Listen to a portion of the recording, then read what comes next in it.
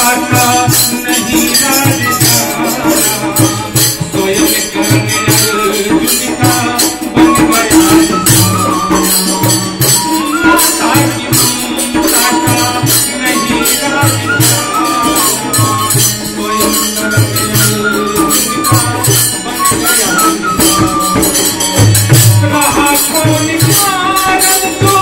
मुख में न उतारा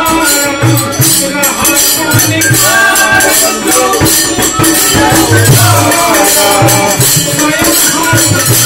गया भाई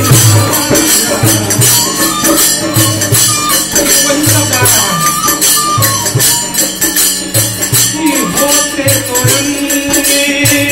होते सब करते माने अर्जुन का माता से